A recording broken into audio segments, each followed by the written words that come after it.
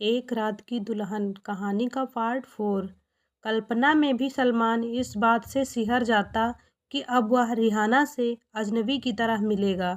मन में विचारों की आंधी सी चलती रहती और सारी बातें बस एक बिंदु पर आकर ठहर जाती कि अब सब कुछ खत्म हो गया। काम में तो उसका मन लग नहीं रहा था। आए दिन कुछ न कुछ गलतियां होती और इससे पहले कि वह कोई बड़ी गलती करता और किसी बड़े झमेले में फंस जाता, उसने अपने 2 महीने का पेमेंट वहीं छोड़कर घर लौटने का फैसला ले लिया। यारों दोस्तों ने बहुत समझाया कि तुम गलती कर रहे हो, कुछ दिन और रुको, फिर हम सब एक साथ ईद की छुट्टी पर घर चलेंगे। लेकिन उस पर तो मानो घर वापस लौटने का भूत सवार हो गया था। उसने किसी की ना सुनी और वापस अपने वतन लौट आया। इधर रिहाना के घर का बुरा हाल था। बेटी के भविष्य को लेकर सभी चिंतित थे। कुछ ही दिनों में घर वाले दूसरा रिश्ता ढूंढने लगे। लड़की जिस घर में नाज नखरे से पलती है, वही घर शादी के बाद उसे पराया क्यों समझने लगता है। जल्दी से उसकी विदाई हो जाए और अपने ससुराल में वह खुश रहे, यही सोच पूरे परिवार की हो जाती है। रिहाना को यह बात बिल्कुल अच्छी नहीं लगती। उसे लगता क्या वह बिना शादी किए इस घर में नहीं रह सकती, और अगर शादी करनी ही है तो ऐसी जल्दी भी क्या है। कभी खुद को कोसती कि उस दिन अगर सलमान की बात मानकर उसके घर चली जाती तो आज अपने ससुराल में शान से रह रही होती। फिर लगता कि सलमान तो उस दिन उसकी बात सुन ही नहीं रहा था, बस अपने घर वापस जाने को लेकर अड़ गया था। तरह तरह के सवाल मन को खंगालते, पर जवाब किसी का ना होता। पिछले जीवन के प्यार भरे लम्हे अब केवल ख्वाब बनकर रह गए थे। सलमान अपने घर लौटा तो उसकी अम्मी खुशी से फूली ना समाई। मन उदास था, लेकिन बेटे के आने की खुशी में वह सब कुछ भूल गई। बोली, बेटा चिंता ना करो, अल्लाह सब ठीक कर देंगे। उससे भी अच्छी बहू मैं तुम्हारे लिए ढूंढ कर लाऊंगी। अल्लाह ने चाहा तो सब कुछ ठीक होगा। उसकी मर्जी से ही ये सब हुआ है, इसीलिए पुरानी बातें भूल जाओ और अल्लाह पर भरोसा रखो। वह तुम्हारे लिए कुछ अच्छा ही सोचे होंगे। अम्मी बोलती जा रही थी, लेकिन सलमान तो मानो जैसे कुछ सुन ही नहीं रहा था। बस अंत में केवल इतना ही बोला, अम्मी मैं सब ठीक कर दूंगा। मैं आज ही रिहाना से मिलने जाऊंगा। लेकिन बेटा अब उससे मिलकर क्या करोगे? सिवाय दुख के अब तुमको क्या मिलेगा? बीते हुए दुख को बार बार याद करके तुम केवल और केवल अपना दुख ही बढ़ाओगे। जब तुम समय को पलट नहीं सकते तो बेहतर है कि पिछले गम को भूलकर समय के साथ चलो। नहीं अम्मी, मैं रिहाना से माफ़ी मांग लूँगा, अपनी गलती का प्रायश्चित कर उसे फिर से अपने घर लाऊंगा। लेकिन बेटा ये अब संभव नहीं है। नहीं अम्मी, मैं अभी उसके घर जाऊंगा और उसे मनाकर दोबारा इस घर में ले आऊंगा। अम्मी कुछ और बोलती, इससे पहले ही वह रिहाना के घर को निकल गया। रिहाना ने जब सुना कि सलमान आया है तो उसे पल भर के लिए विश्वास ही नहीं हुआ। एक पल में सारा गुस्सा व दुख मानो गायब हो गया हो। दौड़कर कमरे से बाहर आई और आंगन पार करके बैठक की तरफ भागी। रास्ते में अब्बू दिखे तो रुककर वहीं आंगन में खड़ी हो गई। अब्बू ने उसकी तरफ देखा, मानो वह पूछ रहे हो, अब उसके लिए इतना उतावलापन क्यों? अब वह तुम्हारा कौन है? और अगले ही पल रिहाना के अब्बू उसकी अम्मी से बोले, पागल हो गया है सलमान। कह रहा है कि रिहाना से माफ़ी मांगने आया है और उसे लेकर ही वापस जाएगा। रिहाना की अम्मी गुस्से से आग बबूला हो उठी। तलाक देते वक्त क्या उसकी अक्ल घास चरने गई थी? गुड्डे गुड़ियों का खेल समझ रखा है इसने निकाह और तलाक को। कह दो चला जाए यहाँ से। रिहाना को पता नहीं क्यों अपनी अम्मी का यह व्यवहार अच्छा नहीं लग रहा था। इन 2 महीनों में घर में अम्मी अब्बू उसकी चिंता से ज़्यादा उसके निकाह के लिए चिंतित थे। बस एक बार निकाह हो जाए फिर अपने शौहर के साथ चली जाएगी। रिहाना की अम्मी सोच रही थी, आज एक शौहर अगर अपने किए पर शर्मिंदा है तो उसको दुत्कारने से क्या फ़ायदा। सलमान के साथ तो रिहाना 4 साल रही है, उसका अच्छा व बुरा रूप देख चुकी है। नए आदमी का क्या ठिकाना? अगर वह इससे भी खराब निकला तो क्या होगा? क्यों रिहाना, तुम्हारा क्या विचार है? अब्बू की आवाज़ ने रिहाना की सोच पर विराम लगाया। रिहाना कुछ नहीं बोली, बस चुपचाप नज़र नीचे किए खड़ी रही। वह बस एक बार सलमान से मिलना चाहती थी, पूछना चाहती थी कि क्यों किया तुमने ऐसा? तुम्हें एक बार भी मेरी चिंता नहीं हुई? अब्बू दोबारा बोले, अब एक बार सलमान से मिल लो, फिर हम उसे मना कर देंगे। इतनी जिद लेकर बैठा है, जाओ तुम एक बार उससे मिल लो। ठीक है अब्बू, बस इतना ही बोली रिहाना। बैठक से पहले औरतों के लिए टंगे पर्दे की ओट तक पहुंची। पर्दे की ओट से उसने देखा कि सलमान काफ़ी दुबला हो गया है और फिर बोली, कैसे हैं आप? 4 महीने से इस आवाज़ को तरस गया था सलमान। जब कोई चीज़ आपकी पहुंच से दूर हो जाती है तो उसे पाने की लालसा तीव्र से तीव्रतर हो जाती है। सलमान बोला, मैं ठीक हूँ, और आप कैसी हैं? रिहाना दुखी होकर बोली, अब ठीक रहने को बचा ही क्या है? सलमान बोला, मुझे माफ़ कर दो मेरी जान, मुझसे बहुत बड़ी गलती हो गई। तुम इस गलती की जो सज़ा देना चाहो दे दो, लेकिन वापस लौट आओ। पिछले 2 महीने से मैं दोजख की आग में जल रहा हूँ। गुस्से की एक चिंगारी ने तुम्हें मुझसे दूर कर दिया। मुझे माफ़ कर दो। सलमान ज़ोर ज़ोर से रोने लगा। रिहाना का गुस्सा पता नहीं कहाँ चला गया। उल्टे उसे सलमान पर दया आने लगी। बोली, आप रोइए मत, आप जैसा चाहेंगे वैसा ही होगा। सलमान को इस बात की बिल्कुल आशा नहीं थी, परंतु उसे क्या मालूम था कि शादी के बाद बेटी मायके में बोझ की तरह हो जाती है। उसका पुराना अधिकार न जाने कब और कैसे उससे छिन जाता है कि इसका आभास तक नहीं होता। रिहाना पिछले 2 महीने में इन बातों को भली भांति समझ चुकी थी। सिसकते हुए सलमान बोला, बस मेरी जान, अब मैं दुनिया से लड़ जाऊंगा। तुमने हाँ कर दिया तो मैं सबको मना लूँगा। रिहाना से भी सलमान का दुख देखा नहीं गया। अब्बू को जब पता चला कि ये दोनों एक दूसरे के साथ रहने को राजी हैं, तो उन्हें समझ नहीं आया कि वह खुश हों या दुखी। रिहाना की अम्मी बोली, उन्हें पता भी है वह दोनों क्या बोल रहे हैं? यह इतना आसान थोड़े ही है। रिहाना के अब्बू बोले, लेकिन हम अपनी बेटी को घर में बैठा कर भी तो नहीं रख सकते। कहीं ना कहीं तो शादी करनी ही पड़ेगी। शादी की चिंता तो पिछले 2 महीने से अम्मी को सोने नहीं दे रही थी।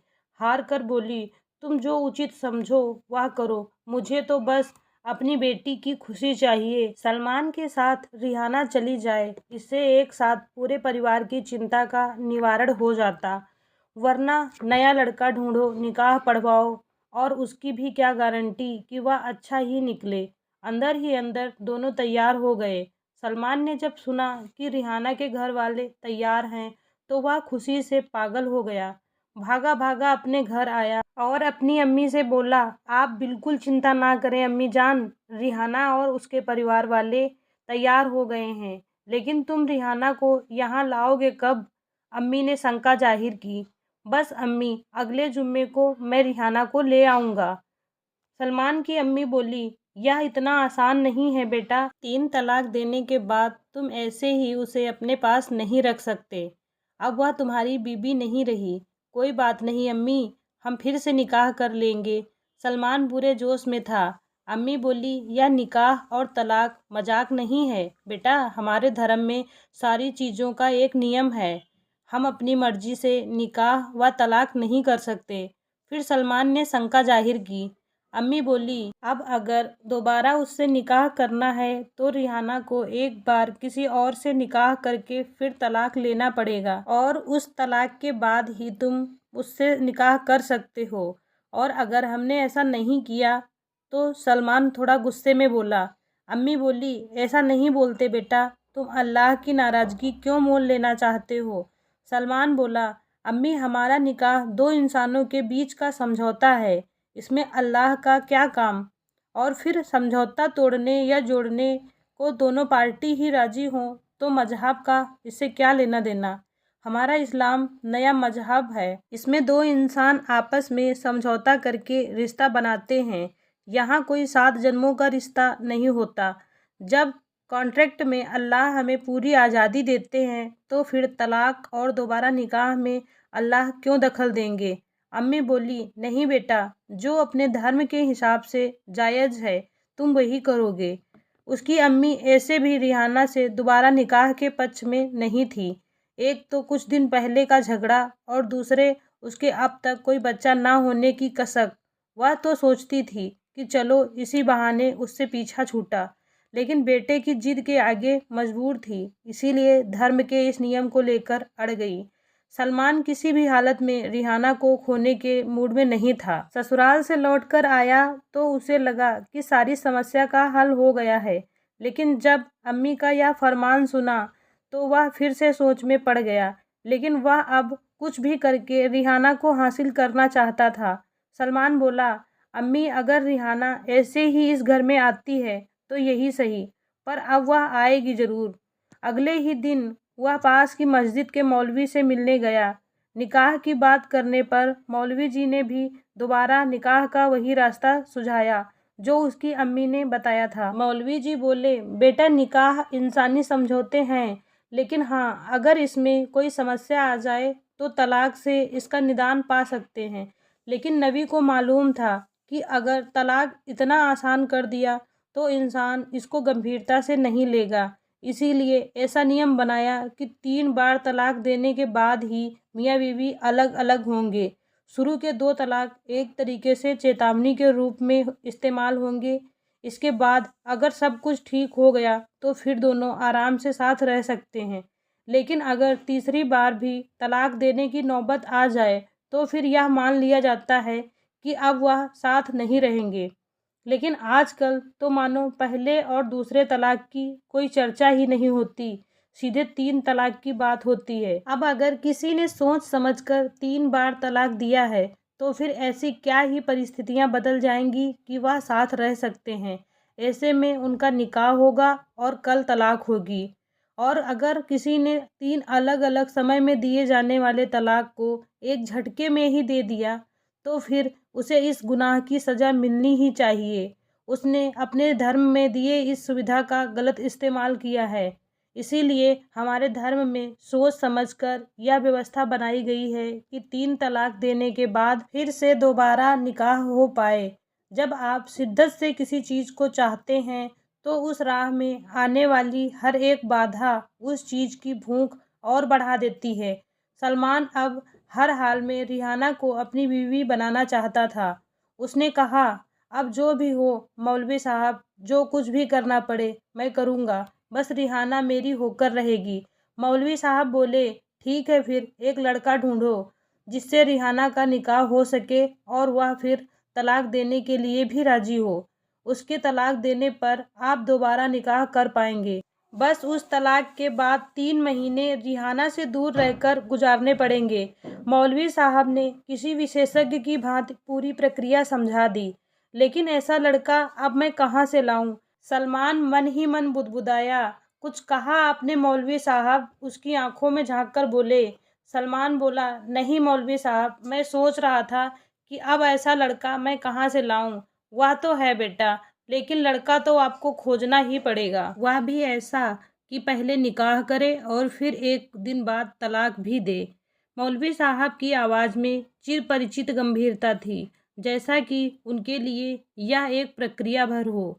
सलमान बोला, लेकिन मैं तो एक दिन भी इंतजार नहीं करूँगा। निकाह के तुरंत बाद उसे तलाक देने के लिए बोल दूँगा।